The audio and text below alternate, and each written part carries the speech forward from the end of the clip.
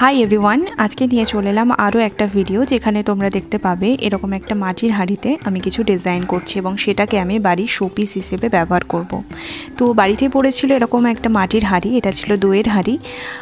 তো সেটা দিয়ে আমি প্রথমে এটাকে দেখো ভালো করে ধুয়ে নিয়েছি এবং তারপরে কালার করে নিচ্ছি।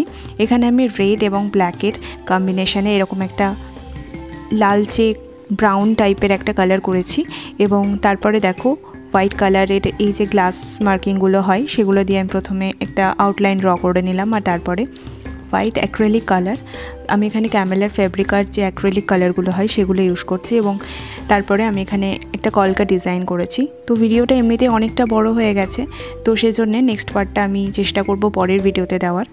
তো ডিজাইনটা তোমাদের কেমন লাগলো অবশ্যই কমেন্টে জানিও। আর তোমরাও কারা আমার মতো এরকম ফেলে দেওয়া জিনিস দিয়ে ক্রাফট বানাতে পছন্দ করো অবশ্যই কমেন্টে জানিও।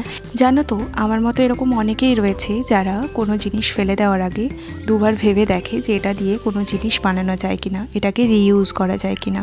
তো আমি তাদের মধ্যে একজন, যে কোনো কিছু ফেলে দেওয়ার আগেই কিন্তু একবার ভেবে নিই যে এটা দিয়ে যদি কিছু বানানো যায় তাই জিনিসটা ফেলার আগে রেখে দিই। এইভাবে প্রচুর জিনিস বাড়িতে জমে গেছে এবং সেগুলো দিয়ে আমি যে ক্রাফট তৈরি করব সেটারও আমি টাইম পাচ্ছি না, কারণ পড়াশোনার প্রচণ্ডই চাপ রয়েছে, তোমাদের সাথে সেভাবে ভিডিও শেয়ার করতে পারছি না। তো দেখে জানিও ভিডিওটা তোমাদের কেমন লাগলো।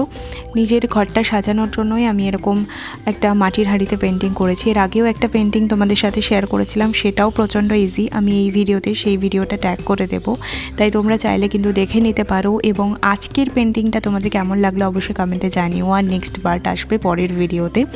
তো ভিডিওটা ভালো লেগে থাকলে একটা লাইক করে দিও আর বন্ধুদের সাথে শেয়ার করে দিও যারা আমার মতো এরকম ক্রাফট বানাতে পছন্দ করে। তো আজকের মতো এই পর্যন্ত, আর অবশ্যই কমেন্টে জানিও আজকের হাঁড়ি পেন্টিংটা তোমাদের কেমন লাগলো। তো আজকের মতো এই পর্যন্তই, থ্যাংক ইউ।